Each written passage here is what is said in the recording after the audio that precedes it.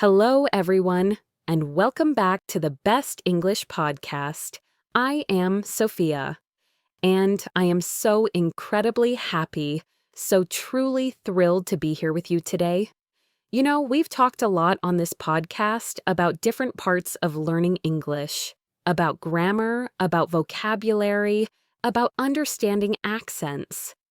But today, we're going to dive into what many of you have told me is the most important part, the biggest goal, the thing that makes all that hard work truly worth it.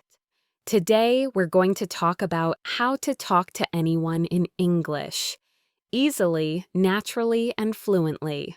This isn't just about knowing a lot of words or understanding all the grammar rules. It's about feeling comfortable, feeling confident, and feeling like yourself when you speak. It's about having a real conversation, laughing, sharing ideas, making connections, without constantly worrying about every single word. It's about moving from being an English learner to being an English speaker. And that journey, it's truly exciting. I've met so many learners from all over the world who tell me, Sophia, I understand English perfectly. I can read complicated books. I can even write emails for work. But when it comes to speaking, my mind goes blank, my heart races, and I just freeze. Does that sound familiar?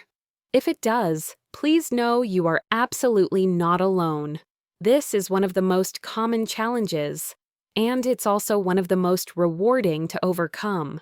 Today, we're going to break down this big goal into smaller, manageable steps.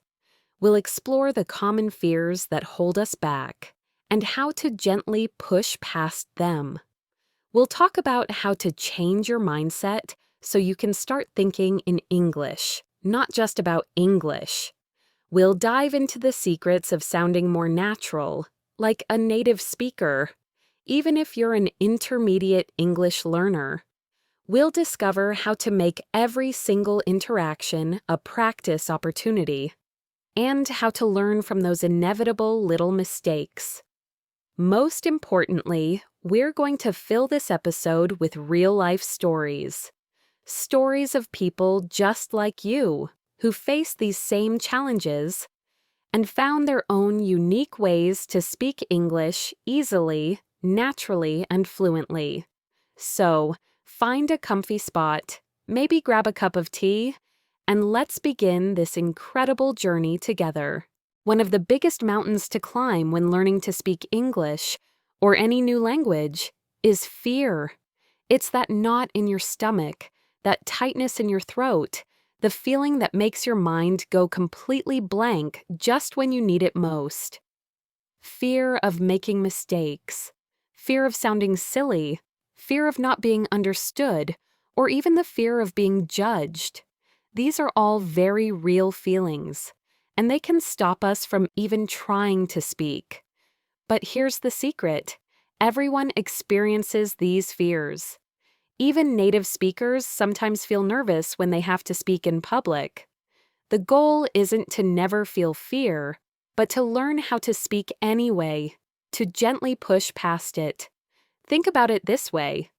When you were a baby learning to walk, you fell down many, many times. You didn't just stand up and run perfectly the first time. But you didn't say, "Oh, I fell. I guess walking isn't for me." No, you tried again, and each small wobble, each little fall, taught you something. Speaking English is exactly the same. Every time you open your mouth, even if it's just for one word, you're taking a step. Let me tell you about Akira. Akira was a software engineer from Japan, living in Silicon Valley in the United States. He was brilliant at his job. He could read complex technical documents in English and write detailed code, but in team meetings or during coffee breaks, he became very quiet. He knew he needed to speak to connect with his colleagues, to move forward in his career.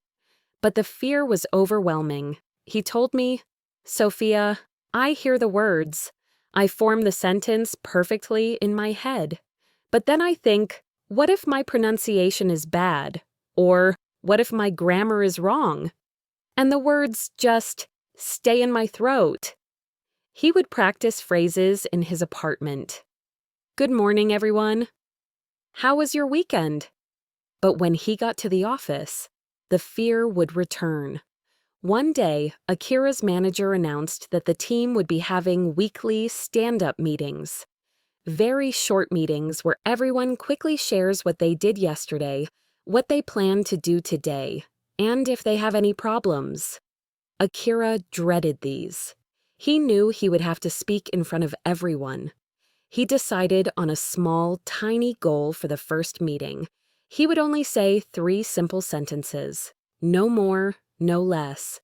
He rehearsed them at home. Yesterday, I fixed a bug in the code.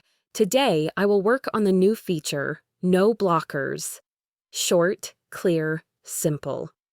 On the day of the meeting, his heart was pounding. When it was his turn, he took a deep breath, and in a voice that was a little shaky, he said those 3 sentences. Yesterday, I fixed a bug in the code. Today, I will work on the new feature, no blockers. He finished, and nobody laughed. Nobody corrected him. His manager simply nodded and said, "Thanks, Akira." He felt a huge wave of relief. It wasn't perfect, but he had spoken. He had done it. For the next few weeks, Akira stuck to his 3-sentence rule. As he became more comfortable, he allowed himself to add 1 more sentence, or a simple question. He started saying, "Yesterday, I fixed a bug in the code. Today, I will work on the new feature, no blockers. How are the server updates coming along, Sarah?" Gradually, his fear started to shrink, and his confidence grew.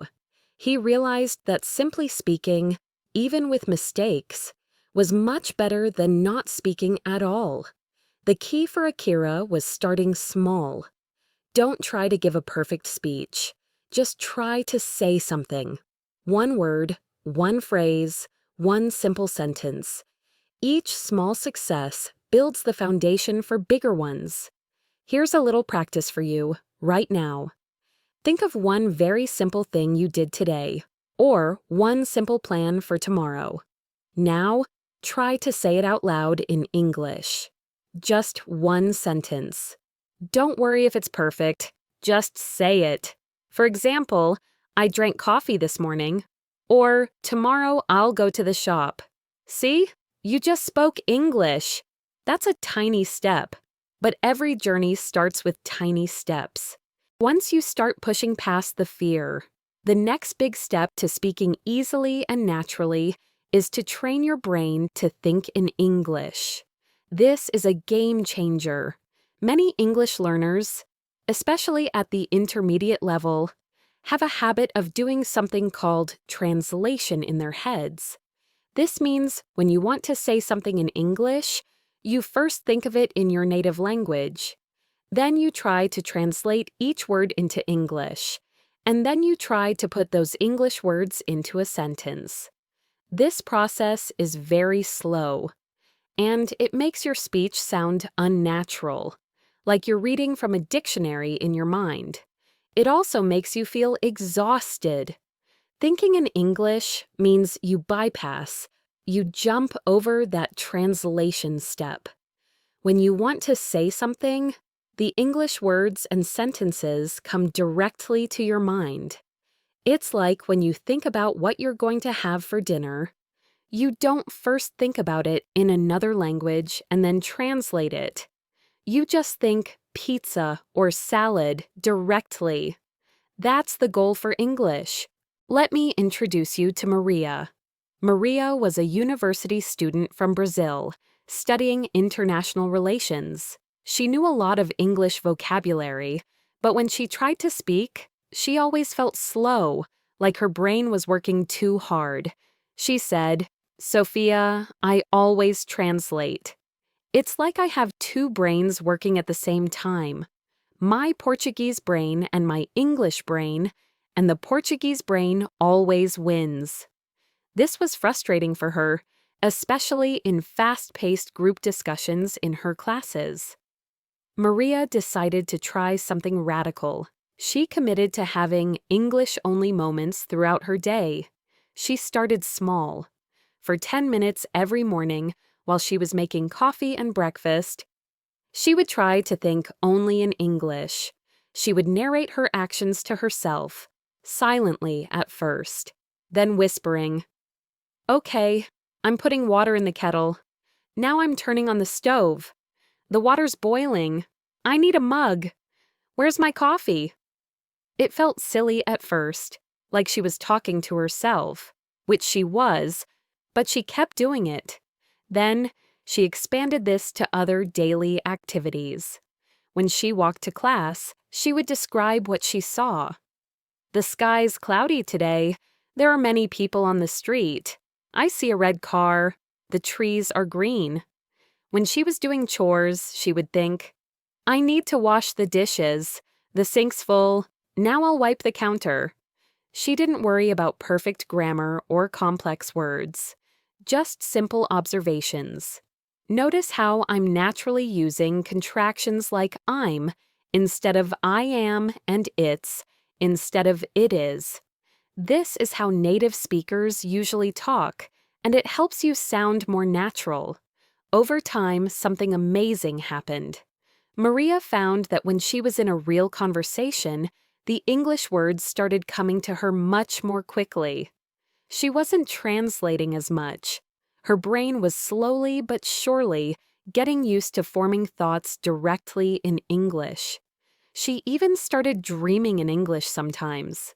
This small, consistent practice of thinking in English, even when she wasn't talking to anyone else, completely changed her fluency.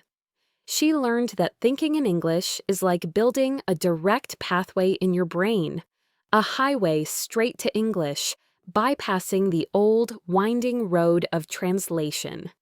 Here's a practical exercise you can try for yourself. Choose a simple daily activity, like showering, walking, or preparing a meal. For just 5 minutes, try to describe everything you see, hear, or do, only in English. You can do it silently in your head, or whisper it if you're alone. For example, if you're making a sandwich, "I'm taking out the bread. I need some cheese. I'll cut the tomato. This knife's sharp." Don't stop. Just keep going, even if you repeat words. This trains your brain to connect directly with English.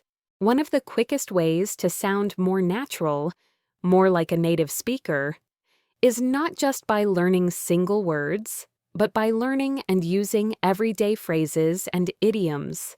These are groups of words that naturally go together, and often have a meaning that isn't obvious from the individual words. Native speakers use them all the time, without even thinking about it. They make your English sound fluent, not just correct. For example, instead of saying, "I am very tired," a native speaker might say, "I'm worn out," or "I'm exhausted." Instead of "I am feeling sick," they might say, "I'm under the weather." These are common phrases. You don't need to learn thousands of them, but learning the most common ones for daily situations can make a huge difference.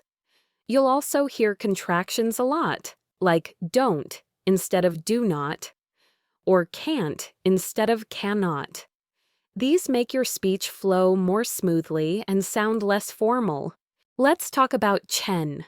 Chen was a marketing professional from Taiwan. He had a strong vocabulary and good grammar skills, but he felt that his English sounded a bit too formal, a bit like a textbook. He wanted to sound more conversational, more natural, especially when talking to his international clients and colleagues in casual settings. He wanted to get a handle on their jokes and their slang, and to be able to use some himself. Chen decided to become a phrase hunter. He started actively listening for common phrases and idioms when watching English TV shows, listening to podcasts, and even when his colleagues were shooting the breeze. When he heard a phrase he didn't know, he wouldn't just ignore it. He would quickly write it down in a small notebook he carried everywhere. For example, he heard someone say, "That project really took off." He wrote it down. He heard, "Let's get down to business." He wrote that down too. Then came the second crucial step. He didn't just write them down. He tried to use them. He started with one new phrase a day. If he learned "take off," he would try to use it in a conversation later that day. Maybe he'd say, "I hope our new product really takes off." If he learned "get down to business," he might suggest to a colleague, "Okay, let's get down to business and finish this report." It felt awkward at first, a bit forced. Sometimes he used a phrase in the wrong situation, and people might look confused, but he didn't let that get him down. He would politely ask, "Did I use that correctly?" Or, "Is that the right way to say it?" Most people were happy to explain. Over time, these phrases started to come naturally to him. His English started to sound less like a textbook and more like a real conversation. He began to understand jokes better, and even started making a few of his own. He realized that mastering these small groups of words was like unlocking a secret code, a code that made his English sound much more authentic and connected. Here's a simple exercise for you. The next time you listen to an English podcast or watch an English show, try to identify just 3 new phrases that native speakers use naturally. Don't worry about understanding every word. Just focus on groups of words that seem to go together. Write them down. Then, over the next day or two, try to use each of those 3 phrases at least once in your own thoughts, or if you have a chance, in a conversation. For example, you might hear, "It's raining cats and dogs." Try to say it out loud. "Wow, it's really raining cats and dogs today." When we talk about fluency, it's not just about how many words you know or how quickly you speak. A very important part of sounding fluent and being easily understood is pronunciation and intonation. Pronunciation is how clearly you say individual sounds and words. Intonation is the music of English, the way your voice goes up and down, the rhythm and stress of words and sentences.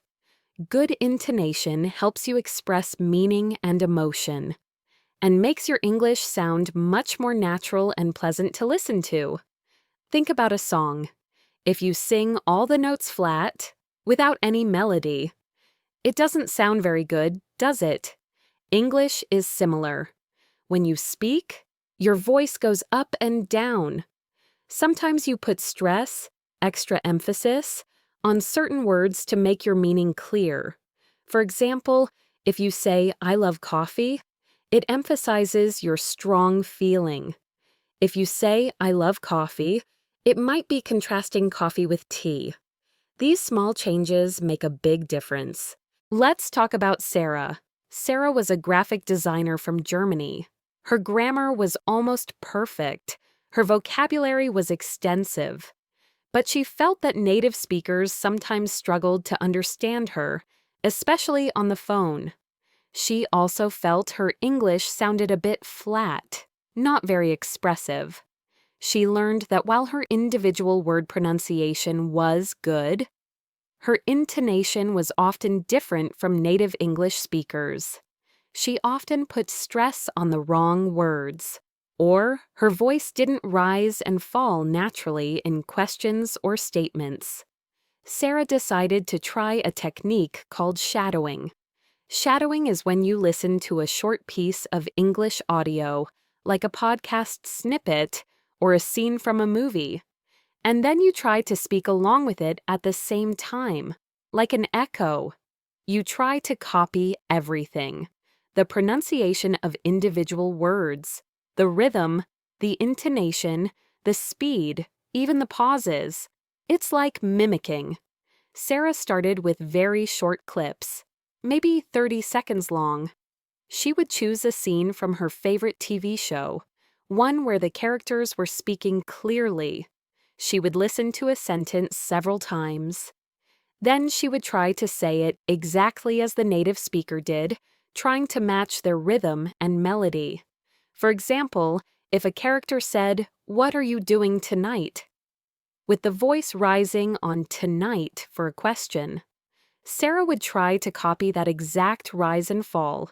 She recorded herself doing this, and then she compared her voice to the original. It was hard at first, but she was patient. After a few weeks of consistent shadowing, even just 10 to 15 minutes a day, Sarah noticed a big change. Her colleagues started understanding her more easily. She felt her voice becoming more expressive, more natural. She was no longer just saying words. She was speaking them with the right tune. This practice helped her not just with individual sounds, but with the overall flow and rhythm of English, making her sound much more fluent and easier to understand. Shadowing is an amazing tool because it trains your ear and your mouth at the same time. Here's a practice challenge for you. Find a short audio clip from a podcast or a scene from an English show that you enjoy. It should be clear and not too fast. Listen to just one sentence. Now, pause the audio. Try to say that sentence out loud, exactly as you heard it. Pay attention to which words are stressed, where the voice rises or falls. Repeat it a few times. Then move to the next sentence. This focused attention on the music of English will dramatically improve your fluency. Speaking is not just about producing sounds, it's a two-way street. To talk to anyone in English easily and naturally, you need to master the art of active listening and responding. This means truly paying attention to what the other person is saying, not just waiting for your turn to speak, and then responding in a way that shows you understand and are engaged. It's about building a connection.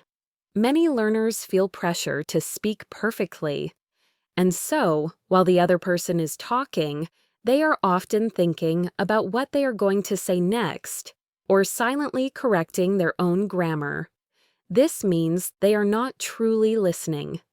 And if you're not listening, it's hard to have a natural conversation. Let me tell you about Miguel. Miguel was a chef from Spain, working in a busy international kitchen in London. He was good at giving instructions. Chop the onions. Pass me the salt. But when it came to casual conversations during breaks, he struggled. He found it hard to follow quick exchanges, and he often felt a bit out of the loop. He realized he wasn't just having trouble speaking, he was having trouble listening actively. Miguel decided to change his approach. He started focusing 100% on what the other person was saying. He wouldn't think about his reply until the other person had finished speaking. He also learned a few key phrases to show he was listening and to buy himself a little time. For example, he learned to say, "Oh, really?" or "That's interesting," and "I see." He also used phrases like, "Tell me more about that," or "So, you mean?" He started using these phrases. For example, if a colleague said, "My weekend was super busy. I redecorated my whole living room," Miguel wouldn't immediately try to talk about his own weekend. He would say, "Oh, really? That sounds like a lot of work. How'd it turn out?"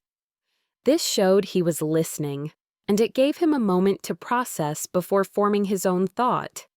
Another colleague might say, "The train was delayed for an hour this morning. It was a nightmare." Miguel would respond, "That's frustrating. So, you mean you were late for work?" This way, he confirmed his understanding and naturally kept the conversation going. Miguel also started asking more follow-up questions. Instead of just giving a short answer, he would ask a related question back. If someone asked, "How was your day?" 1. Instead of fine, he would say, "It was pretty good, actually." "I had a busy lunch service, but it went well. How about your day?" This made the conversation a two-way exchange. Over time, Miguel found that not only did his understanding of spoken English improve dramatically, but he also felt much more connected to his colleagues. His conversations became natural, enjoyable, and truly engaging. He learned that being a good speaker also means being a great listener. Here's a small practice for you. The next time you're listening to an English conversation, maybe on a podcast, or even a short video clip, instead of just understanding the main idea, try to listen for small details. After the speaker finishes, try to silently ask yourself a follow-up question based on what they said. For example, if they talk about going to the park, ask yourself, which park did they go to? Or, what did they do there? This trains your active listening muscles. Learning English is like building muscle. You can read all the books about weightlifting, but until you actually go to the gym and lift weights, you won't get stronger. The same is true for speaking English. You can study all the grammar rules and vocabulary lists, but until you actually practice speaking consistently in real-world situations, you won't become fluent. Consistency is far more important than intensity. Even short bursts of daily practice are better than long, infrequent study sessions. Many learners feel they need a special tutor or a dedicated language exchange partner to practice.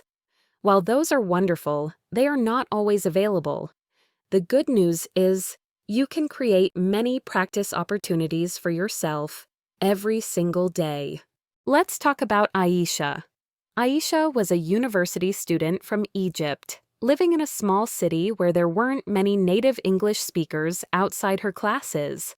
She was determined to improve her spoken English, but she felt limited by the lack of direct speaking practice. She couldn't afford a private tutor every day, and finding language exchange partners was difficult. Aisha decided to become her own speaking partner. She created a daily dialogue routine for herself. Every morning, while getting ready, she would stand in front of the mirror and talk about her plans for the day. She'd say, "Good morning, Aisha. What are you gonna do today? First, I'll have breakfast. Then I've got a class at 9 a.m. I need to study for my exam later." Notice the contractions, gonna, I'll, and I've got. These are super common in natural speech. As she went about her day, she would narrate her actions and observations in English. "I'm walking to the library. The weather's a bit chilly. I see a dog crossing the street." If she heard a noise outside, she would imagine someone asking, "What was that noise?" And she would answer herself in English. If she read an article, she would imagine a friend asking her, "What did you think about that article?" And she would try to answer. At the end of the day, before bed, she would quickly summarize her day out loud in English. "Today was busy. I went to class, then the library. I studied for 3 hours. I cooked dinner. Now I'm tired." Aisha also found opportunities for small, real-world interactions. When she went to the supermarket, she would ask the cashier, "How's it going today?" Or, "Is this queue usually this long?" Even if the conversation was only a few seconds, it was real practice. She joined a local hobby group related to her interests, a book club, where she knew she would have to speak English. She focused on contributing just 1 or 2 sentences in each meeting. Over several months, Aisha's confidence and fluency soared. She wasn't just studying English, she was living in English for parts of her day. Her brain got used to producing English automatically. She learned that consistent, varied practice, even if it's mostly by yourself, is incredibly powerful. It taught her that every moment can be a chance to speak, if you choose to make it one. Here's an idea for you. Commit to a 5-minute daily speaking challenge. Choose a random topic, like my favorite food, what I did last weekend, or my dream vacation. Set a timer for 5 minutes and just talk about that topic out loud to yourself. Don't stop. Don't worry about mistakes. Just keep the English flowing for 5 minutes. Do this every day for a week, and you will feel a noticeable difference. The fear of making mistakes is perhaps the biggest barrier to speaking English easily and naturally. Many learners feel that a mistake is a sign of failure, that it means they are bad at English. This couldn't be further from the truth. In reality, mistakes are opportunities to learn. They are like little signposts telling you exactly what you need to focus on next. Every fluent speaker, whether native or non-native, makes mistakes. The difference is that fluent speakers don't let mistakes stop them. They learn from them and keep going. Think of a scientist doing an experiment. If the experiment doesn't work as planned, does the scientist give up? No. They look at what went wrong, they adjust, and they try again. They see the failure as valuable information. You should treat your English mistakes the same way. Let's talk about Kenji. Kenji was a university student from Japan studying abroad in Canada. He was very shy and extremely afraid of making mistakes. If he said something wrong, he would blush and apologize profusely. He would then become very quiet for the rest of the conversation. He would spend hours correcting his written essays, but he rarely spoke because he couldn't correct himself in real time. This fear of error was completely stopping his progress in speaking. His English conversation partner, a kind Canadian student named Liam, noticed Kenji's struggle. One day, Liam said, "Kenji, your English is great. And you know what? Everyone makes mistakes. Even I do, sometimes. The most important thing is just to communicate. Don't worry about being perfect." Kenji still looked doubtful. So, Liam suggested an exercise. Next time you make a mistake, don't apologize, just notice it. And if you have a chance, try to correct yourself quickly or just keep going. Don't sweat it. Don't stop your flow. Kenji decided to give it a shot. One day during a group discussion, he was trying to say that he went to the store yesterday. But instead of went, he accidentally said, "I go to the store yesterday." He immediately froze, ready to apologize. But then he remembered Liam's words. He quickly, almost without thinking, corrected himself. "Oh, I went to the store yesterday." And he continued talking. Nobody even noticed. The conversation just flowed. Afterward, he felt a huge sense of victory. He hadn't stopped. He had corrected himself. This small win gave him courage. He started to see his mistakes as natural parts of learning. If someone corrected him politely, he would say, "Ah, thanks for that." I always confuse that. He realized that most native speakers were not judging him. They were trying to help. Sometimes his mistakes even led to funny moments that broke the ice and made people laugh with him, not at him. Kenji learned that true fluency isn't about avoiding mistakes. It's about managing them, about being brave enough to make them, and humble enough to learn from them. The path to fluency is paved with mistakes, so embrace them. Here's a small challenge for you. The next time you're speaking English and you make a mistake, try not to apologize. Just gently correct yourself if you can, or simply keep going. Don't dwell on it. Then, later, make a mental note of that mistake. This will help you learn to keep your flow and not let small errors derail your conversation. While focusing on everyday phrases is excellent, A part of speaking easily, naturally, and fluently is also continuously expanding your vocabulary and varying your sentence structures.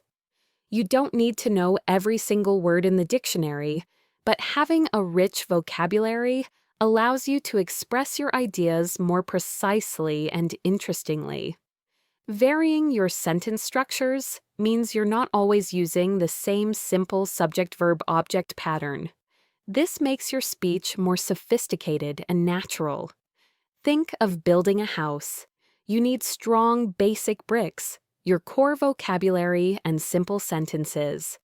But to make it beautiful and functional, you also need different types of windows, doors, and decorative elements.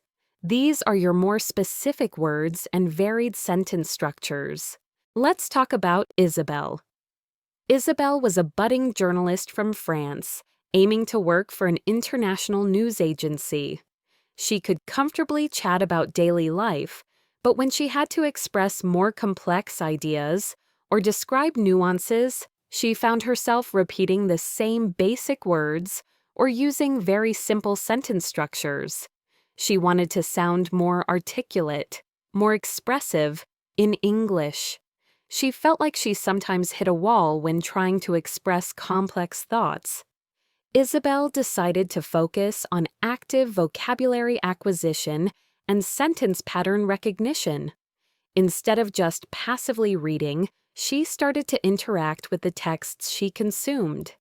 If she saw a common word like important, she would look for synonyms used in the text like crucial, essential, or significant.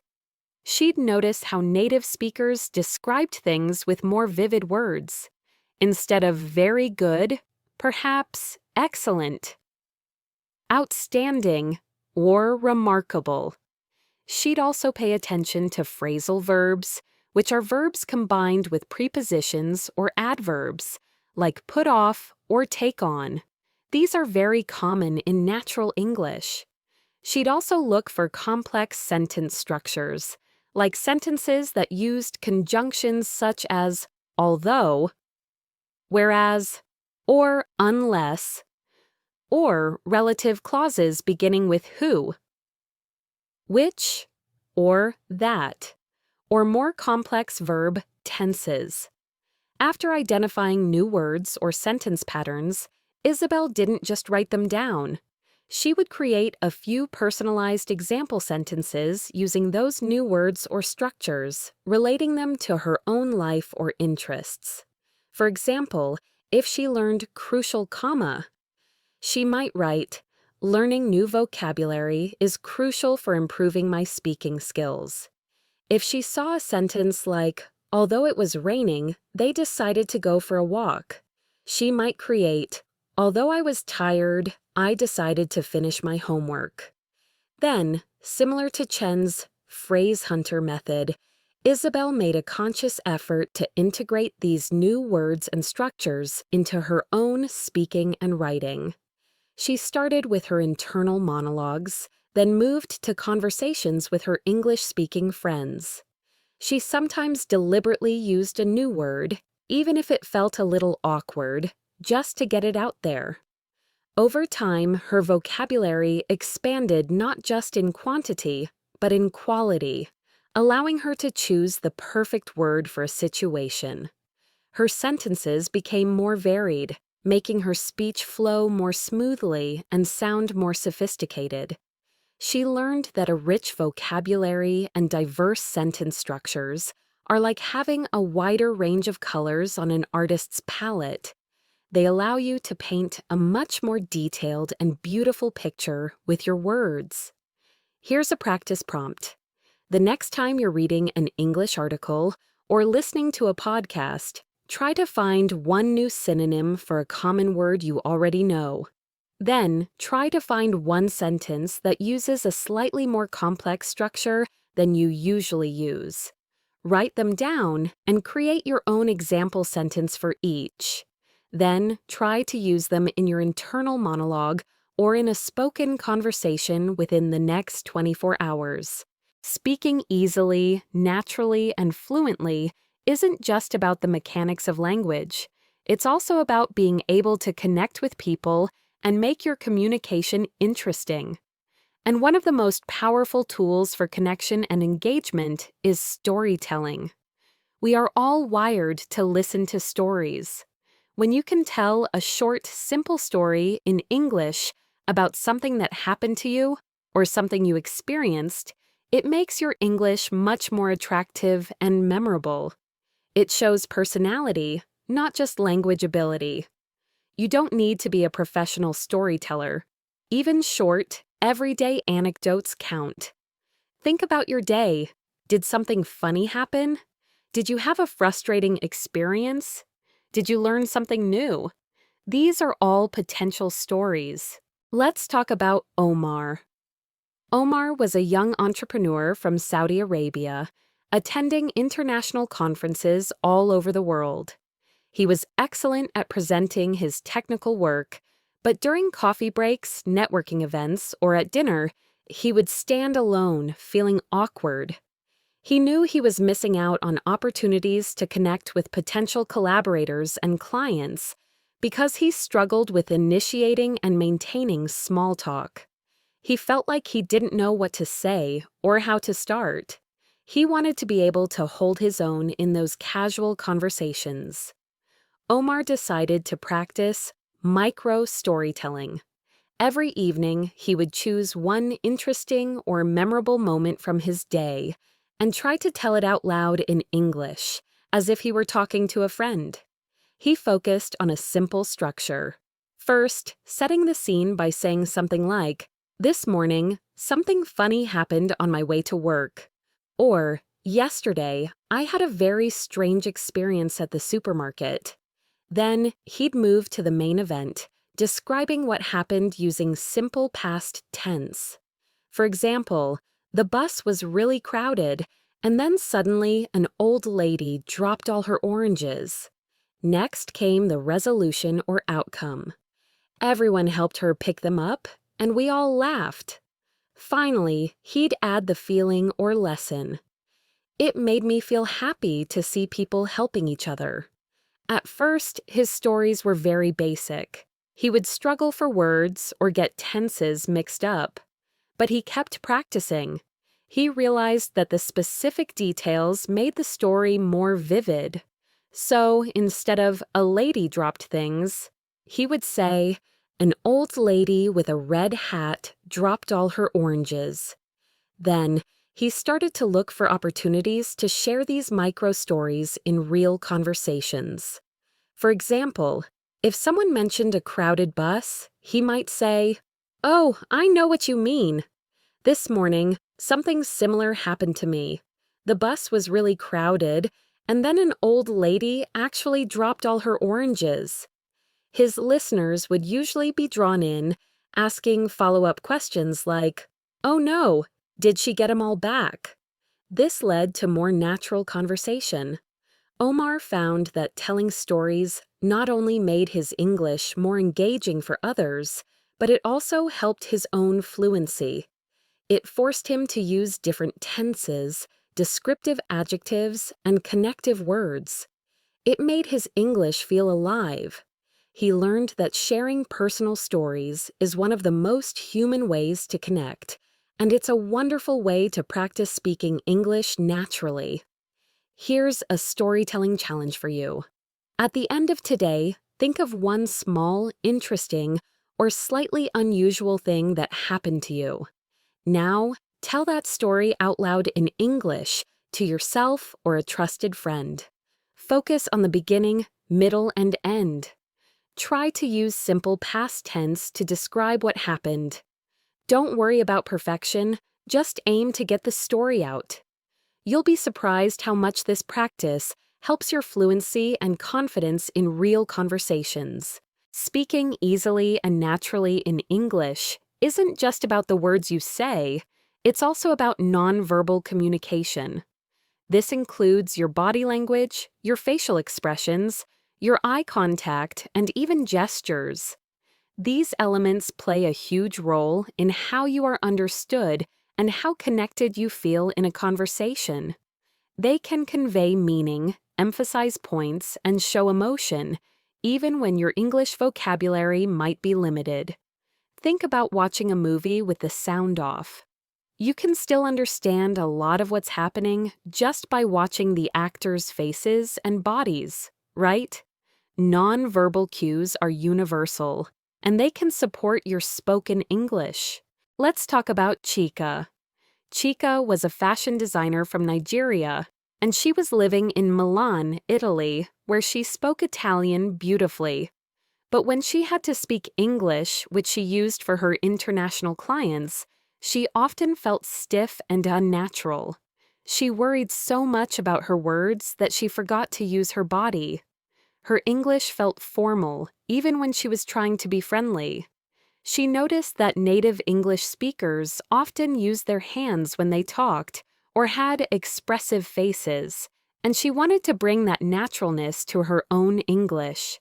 She felt like she needed to loosen up. Chika decided to observe and practice integrating nonverbal cues into her English speaking. She made a conscious effort to look people in the eye when speaking, not staring, but just making regular, comfortable eye contact. This showed confidence and engagement. When she was happy, she would smile. When she was confused, she would try to show a slightly confused look. If something was funny, she would laugh. She practiced making her face match her words. She noticed that many native English speakers use their hands to explain things or to emphasize a point. When she said big, she would subtly open her hands wide. When she said small, she might bring her fingers closer together. She also learned to use small nods to show agreement and gentle headshakes to show disagreement, even when she wasn't saying full sentences. At first, it felt a little strange, like she was performing, but as she practiced, she realized how much it helped her communication. When she used gestures, it sometimes helped her remember a word, or it helped her listener understand her, even if her words weren't perfect. For example, if she couldn't remember the word huge, but could say very big, a gesture of opening her arms wide would clearly convey the meaning. People responded more warmly to her, and she felt more comfortable and natural in conversations. She learned that nonverbal communication isn't just an addition to your English. It's a fundamental part of expressing yourself and connecting with others. It helps your words carry more power and makes your English instantly more fluent. Here's a simple challenge. The next time you're speaking English, either to yourself or to someone else, try to be aware of your body. When you express happiness, allow yourself to smile. When you ask a question, try to raise your eyebrows slightly. When you say something important, try a small gesture with your hand to emphasize it. You don't need to be overly dramatic. Just let your body naturally support your words. You'll feel more confident, and your listeners will feel more connected to you. Speaking easily and naturally often begins with small talk. Small talk refers to those light, casual conversations we have with people we don't know very well, or at the beginning of a meeting, or while waiting in line. It might seem unimportant, but small talk is actually crucial for building rapport, breaking the ice, and showing you are friendly and approachable. Many learners find small talk difficult because it often involves unpredictable topics and relies on natural, informal language. But mastering it is key to talking to anyone in English. Think of small talk as the warm-up before a bigger game. You wouldn't just jump into a serious business discussion without a quick, "How are you doing?" or "Did you find parking okay?" Small talk greases the wheels of conversation, making it more comfortable for everyone. Let's talk about Javier. Javier was a cybersecurity expert from Mexico, attending international conferences all over the world. He was excellent at presenting his technical work, but during coffee breaks, networking events, or at dinner, he would stand alone, feeling awkward. He knew he was missing out on opportunities to connect with potential collaborators and clients because he struggled with initiating and maintaining small talk. He felt like he didn't know what to say or how to start. He wanted to be able to hold his own in those casual conversations. Javier decided to research and practice common small talk topics and phrases. He found that universal topics like weather, current events, travel, hobbies, and food were always safe bets. He also learned key phrases for initiating and responding. For initiating small talk, he practiced phrases like, "Hey, how's it going today?" or "Nice weather, isn't it?" He'd also use common observations such as, "Busy day, huh?" or "Did you have any trouble finding the place?" and "Are you enjoying the conference event so far?" For responding and extending, he learned to say things like, "Yeah, it's lovely, thank goodness," or "Not too bad, thanks, you," and "A bit crazy, actually, but I'm looking forward to." He'd also ask back, "It was a bit tricky, but the GPS helped. How was your journey?" Javier started small. At his next conference, he set a goal to initiate one small talk conversation a day. He'd pick someone who looked approachable. His first attempt was during a coffee break. He saw a man looking at his phone and said, "Busy day, huh?" The man looked up, smiled, and said, "Tell me about it." "This conference is packed." Javier felt a rush of relief. He then followed up with, "Are you enjoying the presentation so far?" This simple back and forth continued for a few minutes. He also learned to use the MIUI rule for small talk. Make a statement, extend with a question, wait for a response, engage with a follow-up.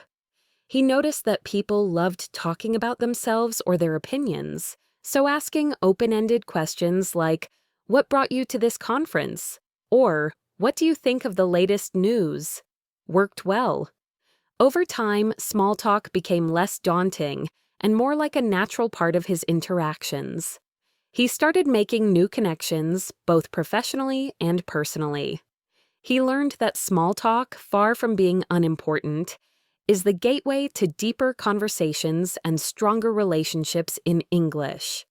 Here's a practical exercise for you. The next time you're in a situation where small talk might occur, try to initiate with one simple phrase about the weather or the immediate situation. For example, "Cold day today, isn't it?" or "Long queue, huh?" Listen carefully to their response and try to offer one short follow-up comment or question. Don't pressure yourself for a long conversation, just aim for a friendly, brief exchange. Fluency in English isn't just about grammar and vocabulary, it's also about understanding cultural nuances. This means understanding the unspoken rules, customs, and ways of communicating that are common in English-speaking cultures. This includes things like politeness levels, humor, directness versus indirectness, and even how much personal information to share. Ignoring these nuances can sometimes lead to misunderstandings, even if your English is grammatically correct. Think of it like learning to dance. You can learn all the steps, but if you don't feel the rhythm and move with the music, it won't look natural. Cultural nuances are the rhythm of language. Let's talk about Li Wei. Li Wei was a talented researcher from China, pursuing a PhD in biology at a university in the UK. He was brilliant in his field, but he sometimes found social interactions with his British classmates and professors confusing. He noticed they often used humor in unexpected ways, or were very indirect when giving feedback, which sometimes led him to misunderstand. He wanted to understand not just what they were saying, but how they were saying it, and what was truly meant. He felt like he was missing something. Li Wei decided to become a cultural observer. He consciously paid attention to more than just the words. He noticed how often politeness markers were used, with phrases like please, thank you, could you possibly, and would you mind, even for simple requests. He started incorporating them more into his own speech. He also observed indirectness. He realized that sometimes a British person saying, "That's an interesting idea," might politely mean, "I'm not sure about that idea," or even, "That's not a very good idea." He learned to listen for the tone and context, and to ask polite clarifying questions if unsure. Could you tell me more about what you mean by interesting? Humor, especially sarcasm and self-deprecating humor, was particularly challenging for him. He started by simply observing when people laughed and trying to understand the context of the jokes.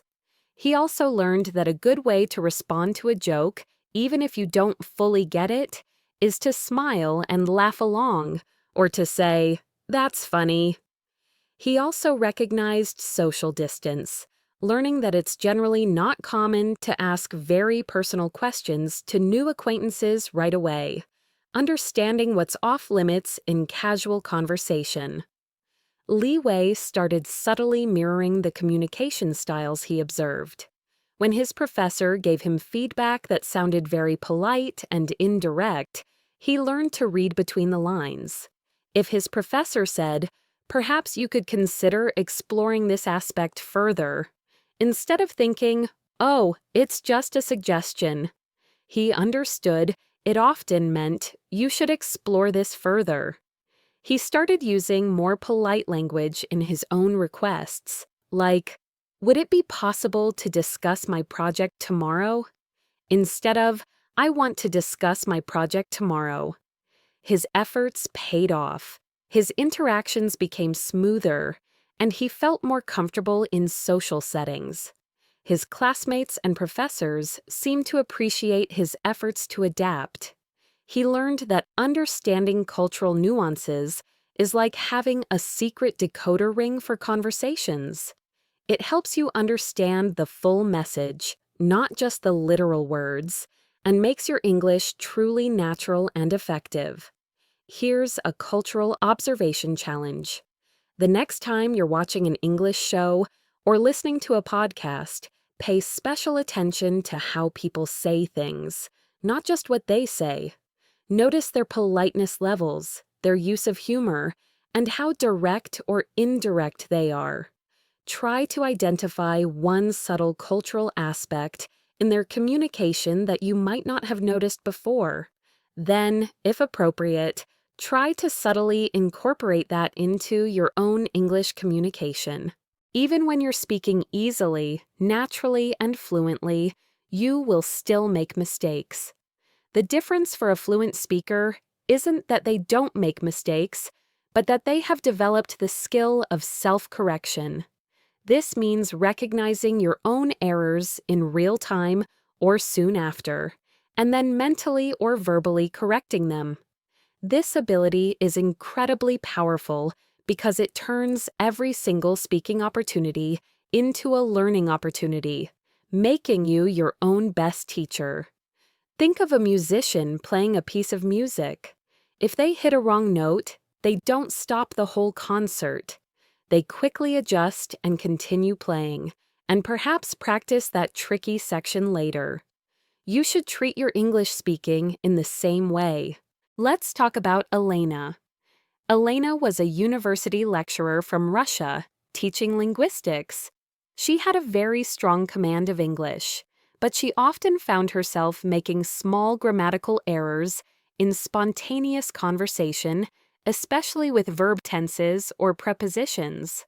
She knew the rules, but under pressure, her brain sometimes reverted to patterns from her native language. She wanted to be able to identify and fix these errors herself. She felt like she often tripped up on these small things. Elena decided to implement a real-time self-correction strategy.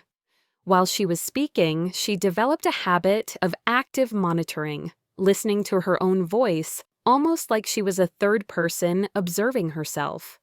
If she caught herself making a common mistake, like saying I have went instead of I have gone, she would immediately, smoothly, and without drawing too much attention, correct herself. Oh, sorry, I have gone to the library many times. The key was to do it naturally, without a big apology or stopping the flow of the conversation. This is often called a self-correction cue. If she didn't want to correct herself verbally, or if the mistake was minor, she would just make a quick mental note of it. Later, she would write it down in a small notebook dedicated to my common errors. At the end of the day or week, she would review this common errors list and engage in targeted practice.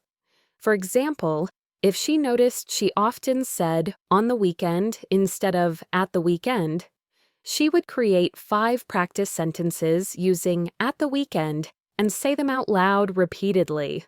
Elena found that this constant self-monitoring and subtle correction not only improved her accuracy over time, but it also made her more confident. She wasn't afraid of making mistakes because she knew she had a strategy to deal with them. Her brain was actively engaged in the learning process, even during conversations. She realized that self-correction is like having a built-in language tutor, constantly refining your English and pushing you towards greater fluency. It's an essential skill for becoming truly independent as an English speaker. Here's a self-correction practice for you. The next time you are speaking English, try to be mindful of one specific type of error you frequently make. As you speak, try to catch yourself. If you make that error, see if you can quickly and smoothly correct it aloud. If not, just make a mental note. Then, later, write down that specific incorrect phrase and the correct one, and say the correct one aloud 5 times. This focused attention will help you break old habits. Speaking easily, naturally, and fluently isn't just about direct conversation. It's also about immersing yourself in English beyond formal lessons. This means consciously engaging with English media, movies, TV shows, podcasts, news, music, not just for entertainment, but as active learning tools.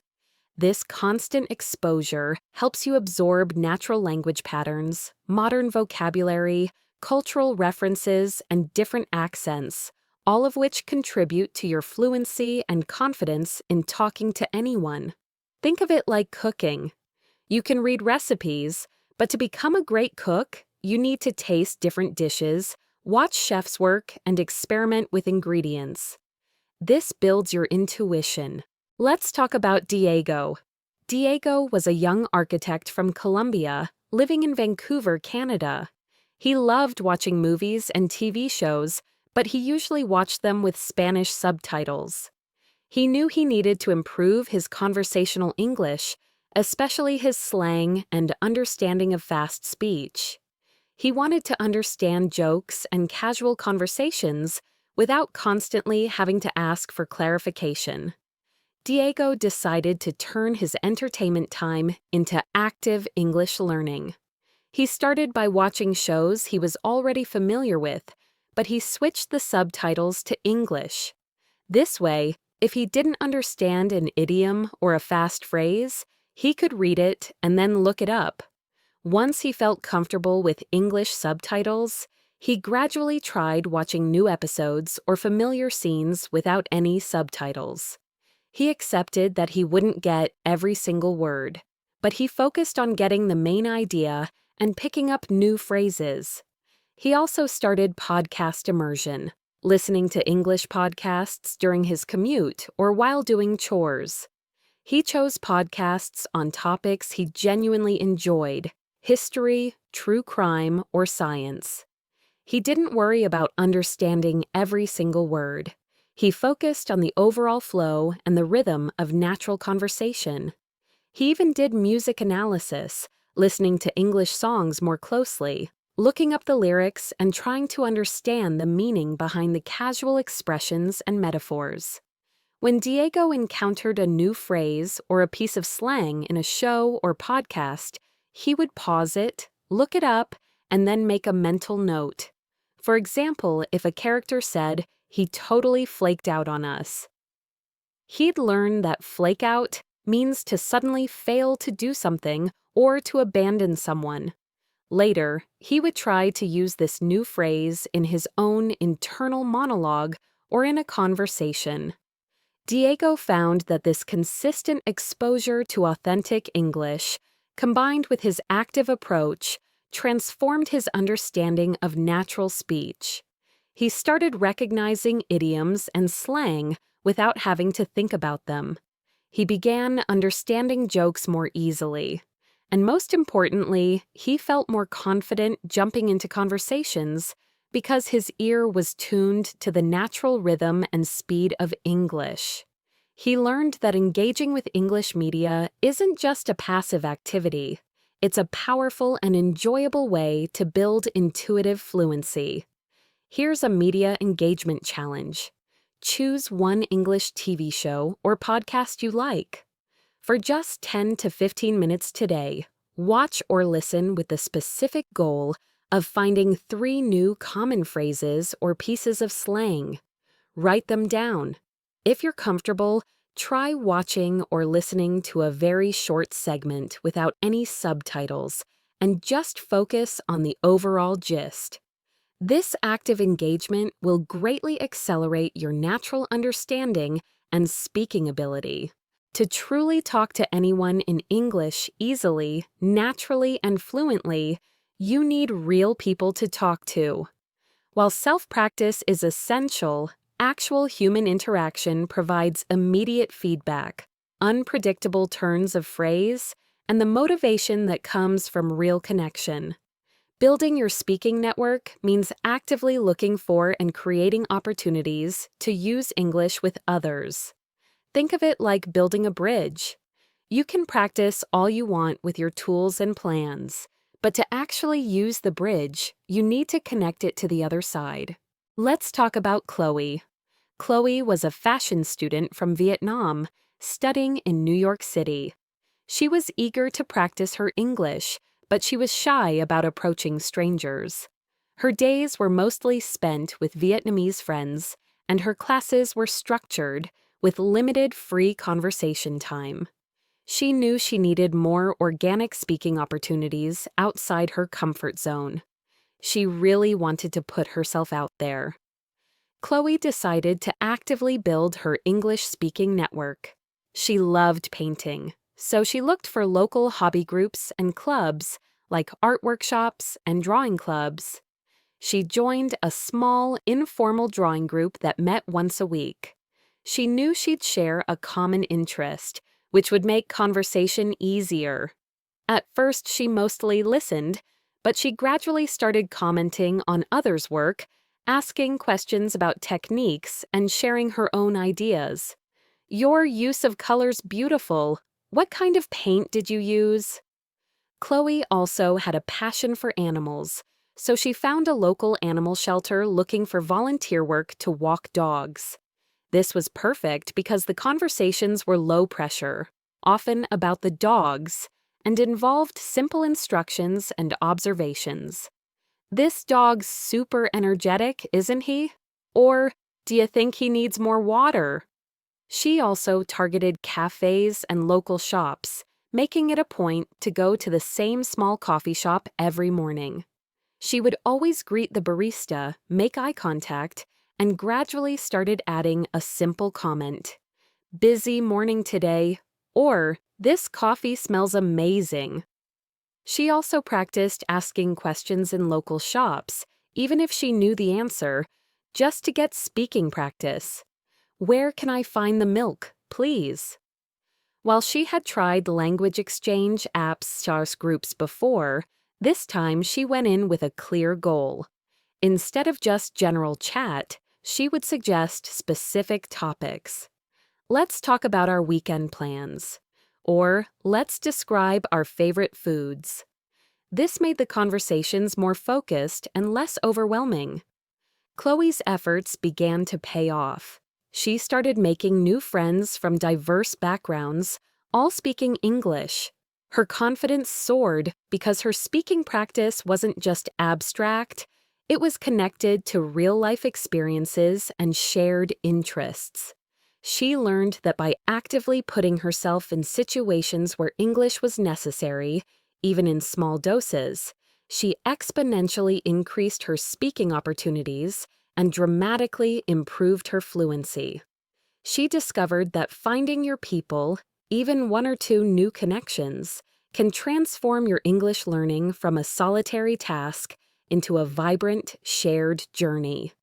Here's a network-building challenge for you. Identify one area of your life where you could potentially create a new English-speaking opportunity. Could you join a local club or group? Could you find a new cafe or shop where you consistently practice a simple greeting and question? Could you commit to trying one language exchange session per week with a clear topic in mind? Take that first step to actively expand your English-speaking network.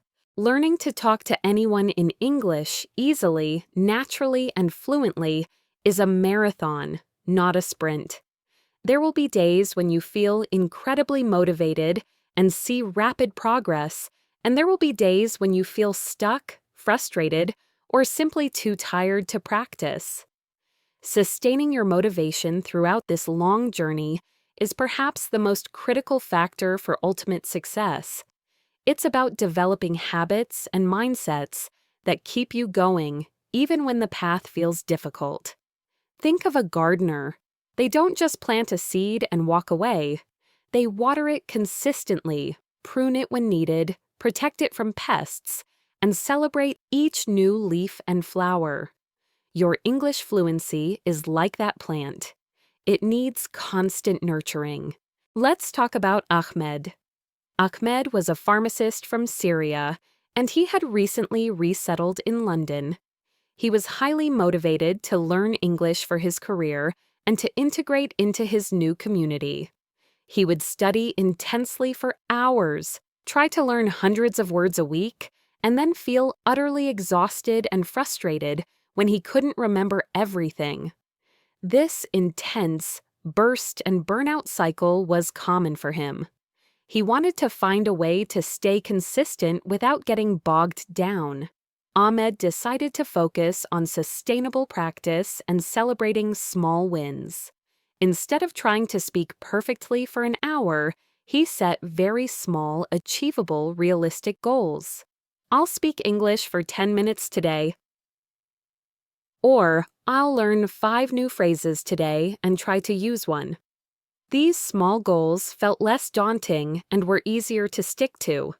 He integrated English into his daily routine, so it became a habit rather than an extra chore. He listened to English news during his commute. He practiced narrating his actions while cooking dinner. He watched one English YouTube video related to his interests every evening.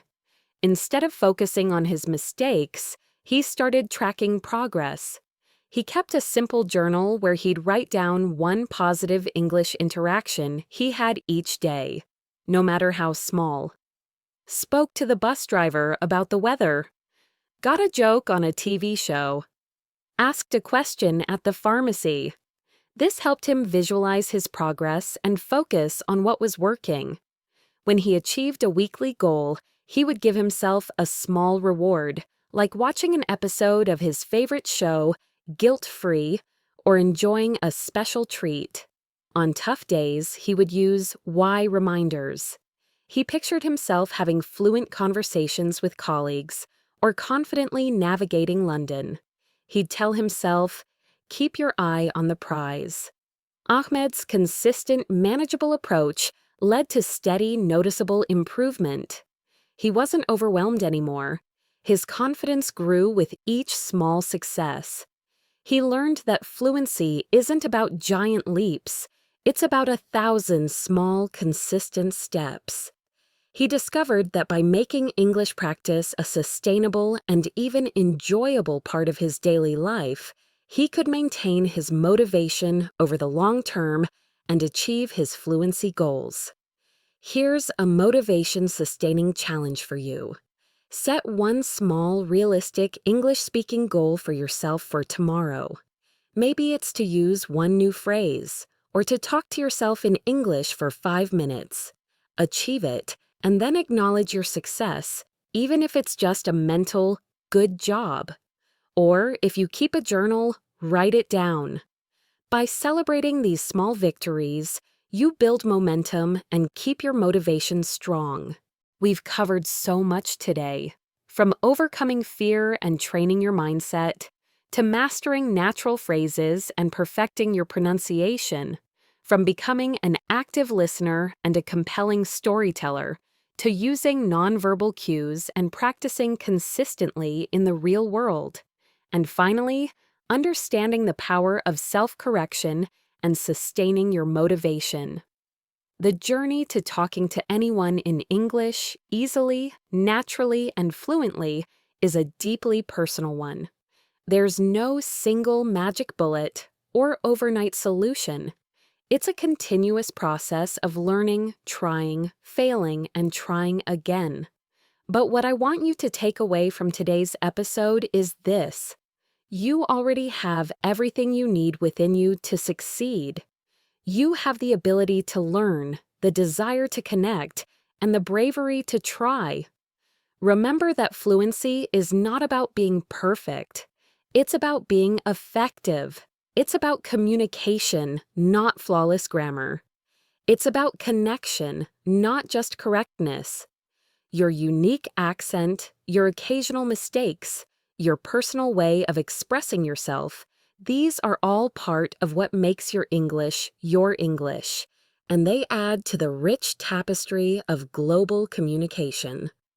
Don't hide them, embrace them as part of your authentic voice. Think of all the amazing people you've met through these stories today. Akira, who overcame his fear by starting with just 3 sentences. Maria, who trained her brain to think in English by narrating her daily actions. Chen, who became a phrase hunter to sound more natural. Sarah, who used shadowing to master the music of English. Miguel, who transformed his conversations by becoming an active listener. Aisha, who created her own consistent speaking practice without a partner. Kenji, who learned to embrace and learn from his mistakes. Isabel, who actively expanded her vocabulary and sentence structures. Omar, who used micro-storytelling to make his conversations more engaging. Chica, who discovered the power of nonverbal communication. Javier, who bravely engaged in small talk to build connections. And Ahmed, who sustained his motivation through realistic goals and celebrating small wins. These are all real people, with real struggles, who found real ways to speak English easily, naturally, and fluently.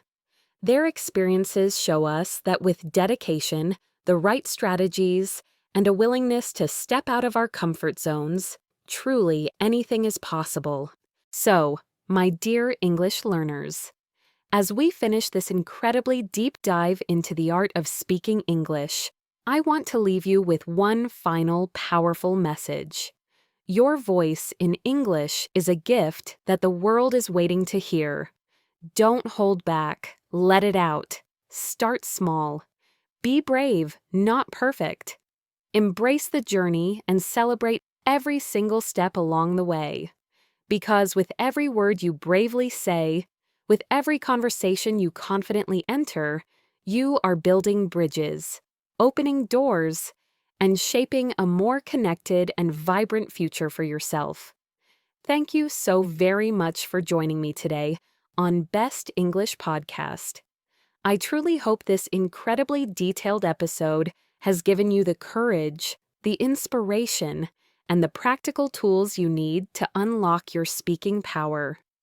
If you found this episode helpful, and I truly hope you did, please do me a huge favor and like this video. Your likes truly help our podcast reach more amazing learners just like you. Also, comment below with one specific strategy you're going to try this week, or a small speaking success you've recently had. I love reading them, and they inspire future episodes.